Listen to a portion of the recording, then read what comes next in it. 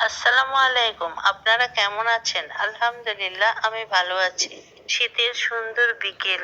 লাল সূর্যটা পশ্চিমে একটু হেলে গেছে। চারদিকে পাখির কিচিরমিচির ডাক। হালকা বাতাসে শুকনো পাতাগুলো ঝরে যাচ্ছে।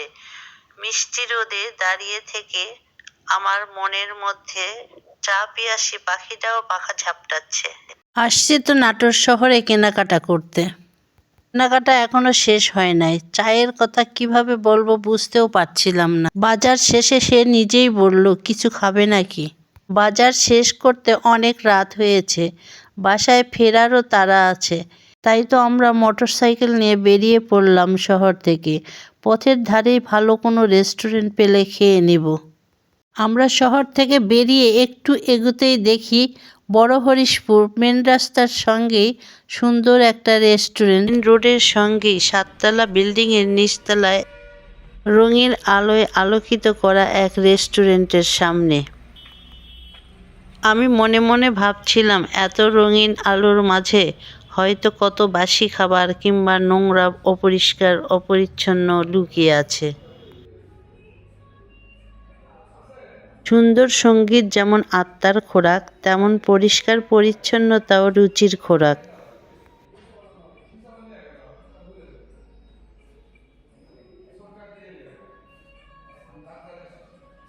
রেস্টুরেন্টে কোনো কাস্টমার দেখতে পেলাম না। চোখে পড়ল একটা সাইনবোর্ড, সকাল 9টা থেকে রাত 9টা পর্যন্ত খোলা থাকে। আমরা যখন পৌঁছেছি তখন ওদের কাস্টমার টাইম শেষ হয়েছে। কাস্টমার টাইম শেষ হওয়ার জন্য ওরা গোছাতে শুরু করেছে। এমন সময় আমরা গিয়েছি। ওরা আমাদেরকে হতাশ করে ফিরিয়ে না দিয়ে আমাদের কাছে 10 মিনিট সময় চেয়ে নিয়েছিল। বলেছে, দেখি 10 মিনিটের মধ্যে আপনাদেরকে হালকা কিছু খাবারও খাওয়াতে পারি কি না। আমরা দুজনে রেস্টুরেন্টের ভিতরে গিয়ে বসি, দেখি সাইডে মালিকও এখনো বসে আছে। আমাদের ভালোই হলো, ওনার সঙ্গে কথা বলে আরও কিছু জানতে পারলাম, আর এখানে আমাদের সময়টাও কেটে যাচ্ছিল। ওনারা হোম ডেলিভারিও দিয়ে থাকেন। এই হোম ডেলিভারিটা কাস্টমারের জন্য যে কি সৌভাগ্য সেইটা তারাই ভালো জানে, যারা যারা ঘরোয়াভাবে ম্যারেজে জন্মদিন পালন করতে ভালোবাসেন, বিয়ে উপলক্ষে মেয়েকে দেখতে আসা এবং এঙ্গেজমেন্টের পার্টিতেও খাবার অর্ডার করতে পারেন। স্কুল কিংবা কলেজ, অফিসের কোনো প্রোগ্রামের অর্ডার নিয়ে তারা আপনার পছন্দ মতো খাবার সরবরাহ করে থাকেন। আর ওনার সঙ্গে কথা বলেই জানতে পারলাম কালও একটা অর্ডার আছে স্কুলের প্রোগ্রামের। তাদের পছন্দ মতো অর্ডার দিয়েছে। তাদের অর্ডার ছিল সাদা পোলাও, মুরগির রোস্ট, ডিম আর সালাদ। এই অর্ডারটা ছিল ঘরোয়াভাবে রান্না করতে হবে, হালকা মশলায়, হালকা তেলে। কোনো রকম রিস্ক ফুড হওয়া যাবে না। রান্না হতে হবে বাড়ির খাবারের মতো।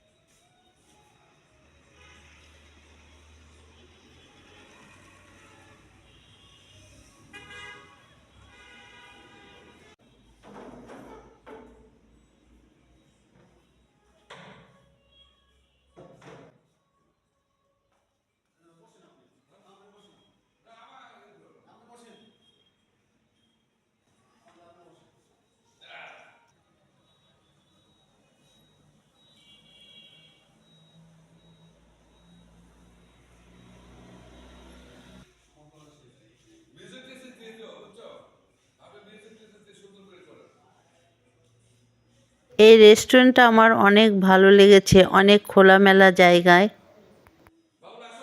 অনেক পরিষ্কার পরিচ্ছন্নতা। যেহেতু কাস্টমার শেষের সময়, তারপরেও অনেকটা পরিষ্কার পরিচ্ছন্ন, আপনারা দেখতেই পাচ্ছেন।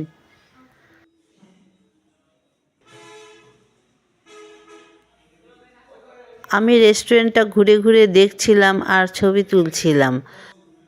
আর ছবি তোলার এই সুযোগ নিয়ে আমি রান্নাঘরেও প্রবেশ করেছি।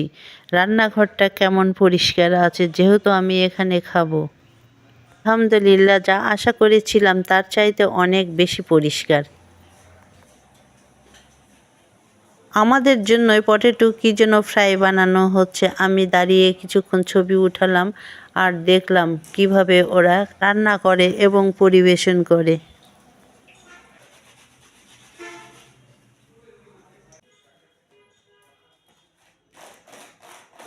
রান্নার শেফ যখন রান্না শেষ করে প্লেট সাজাতে শুরু করেছে, আমি রান্নাঘর থেকে বেরিয়ে আসলাম।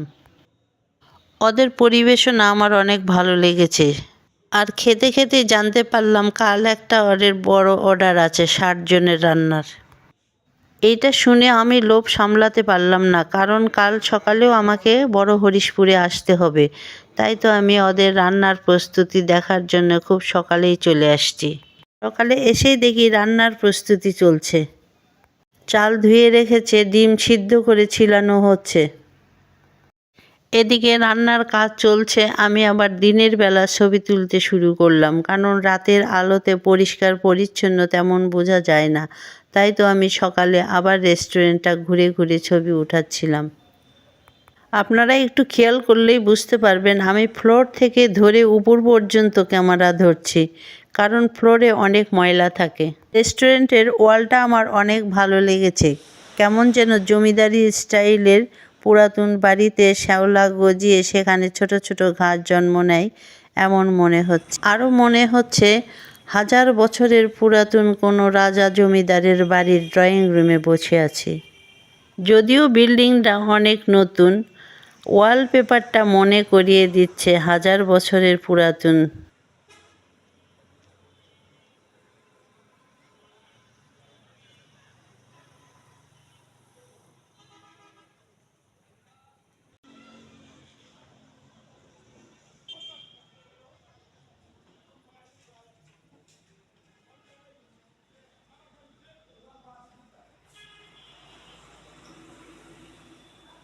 কেউ যদি মেনু বইয়ের খাবারের নামের সঙ্গে না বুঝতে পারেন, তাহলে থাইয়ের সঙ্গে কিন্তু প্রতিটা মেনুর ছবি দেওয়া আছে। আপনারা সেই ছবি দেখেও তাদেরকে অর্ডার করতে পারেন।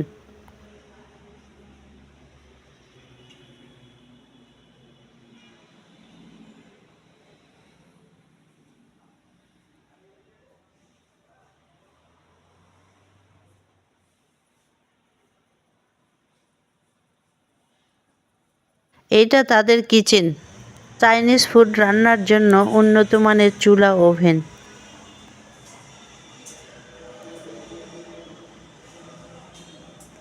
এই বইয়ে খাবারের নাম এবং দাম দুটোই দেওয়া আছে। আপনারা বই দেখে অর্ডার করতে পারেন, ইচ্ছা মতো অর্ডার করতে পারবেন।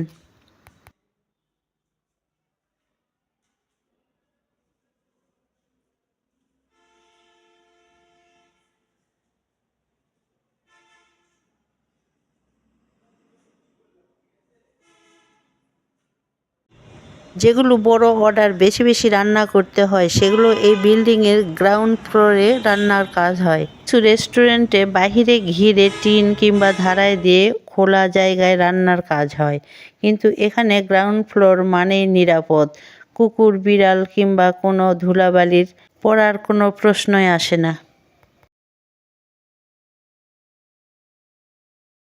বাবুর্চি তার রান্নার কাজ শুরু করেছে। আমি কিছুটা ভিডিও করেই চলে গেলাম আমার কাজের জায়গায়।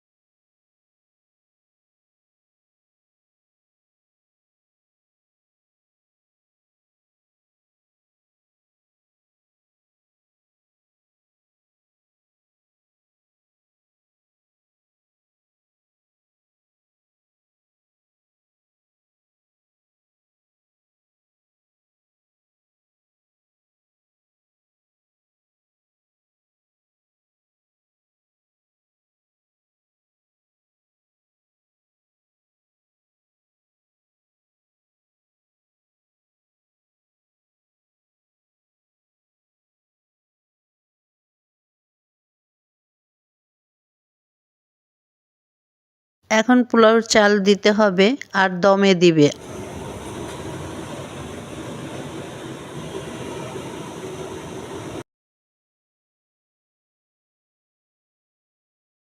আমি পোলাও রান্নার শুরুটা ভিডিও করে চলে গিয়েছিলাম। তারপর আবার যখন ফিরে আসছি তখন দেখি ওদের রোস্ট রান্নারও শেষের দিকে।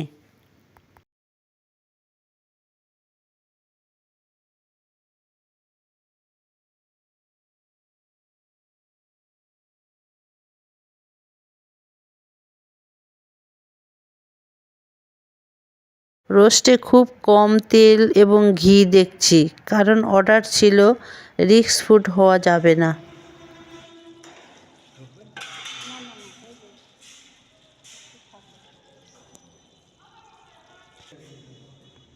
তবে আমার ভালো লাগাগুলো আপনাদের সঙ্গে শেয়ার করছি, কারণ আমি পরিষ্কার পরিচ্ছন্নতা পছন্দ করি।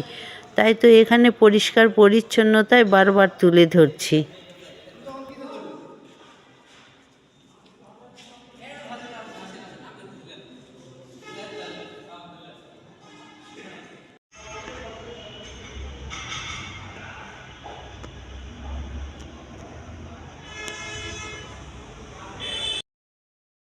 রান্না শেষ, এখন ওদের প্যাকেটিংয়ের পালা।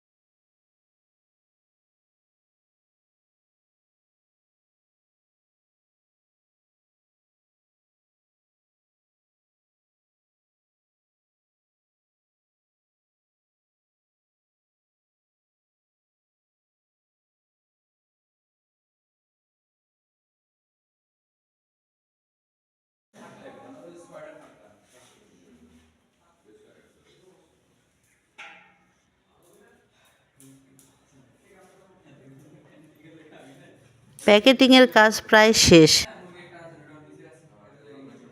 গাড়িও চলে আসছে খাবার নেওয়ার জন্য।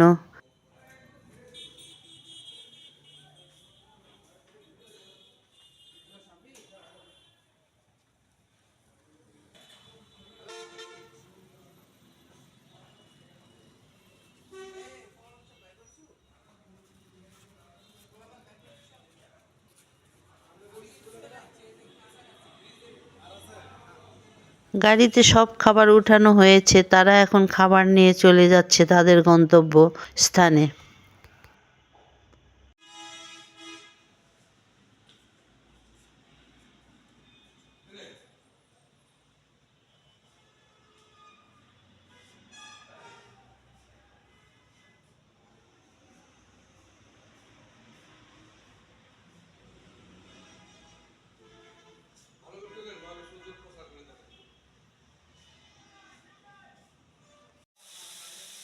আমরা অর্ডার দিয়েছিলাম দুপুরের খাবারটা এখানে খাবো, তবে আমাদের রোস্ট থাকবে না, শুধু ঝালমুরগি।